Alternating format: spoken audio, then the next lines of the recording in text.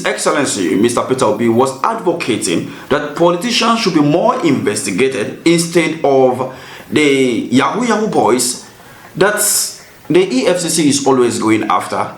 This is what he meant. Move money. I mean, the particulars of offense is there. It's before court. Go and check it. Apply for our processes, please. You will get some of these particulars of offense there. Move money directly from government to bring the change.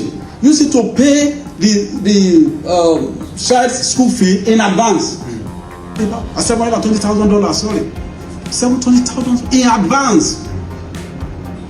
In Nigeria that was going to leave government house in a poor state like Kogi, in my own office.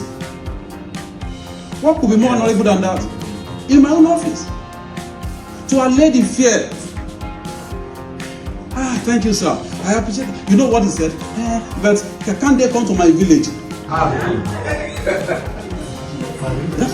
So now that you have seen that a sitting governor, before leaving the office, understand the fact that he's about leaving power and decided to do away with over $700,000.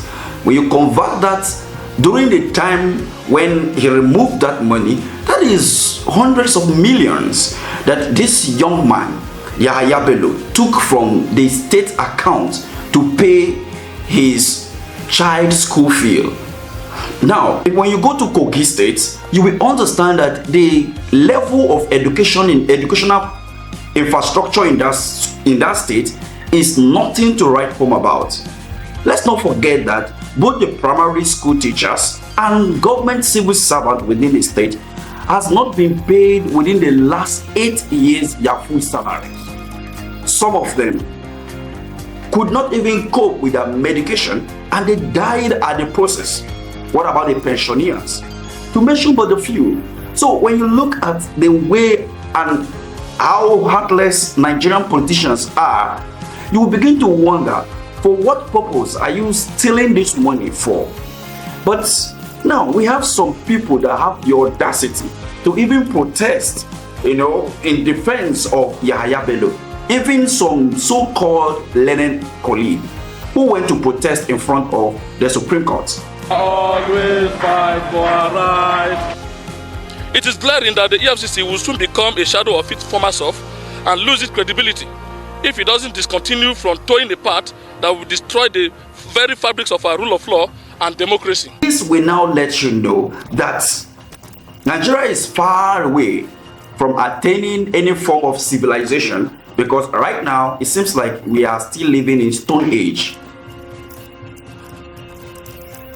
I believe that until we, the masses, decide to liberate ourselves from these power mongers, we continue to suffer perpetually. Don't forget that when the EFCC went to arrest him in Wuse, of which we talked about in some of our videos in the past, we saw some people who came out to protest and were cheering the incumbent governor. The question is this: were those people imported from Kogi State? Hell no. It is people within the FCT who don't even have a home. The only thing they do is being available to politicians, and when they get them maybe something like 500 or 1,000 naira, they are ready to go to cause any kind of mayhem. But then the president, Bola Tinubu, has a lot to do to clean up the system, if at all he wants to be seen as one of the best presidents that had ever happened to Nigeria. Even though he came through a crooked way, but he can still emerge as one of the best if you do the needful. But we are far from it, because it is very obvious. You don't pass through into that house, go be king.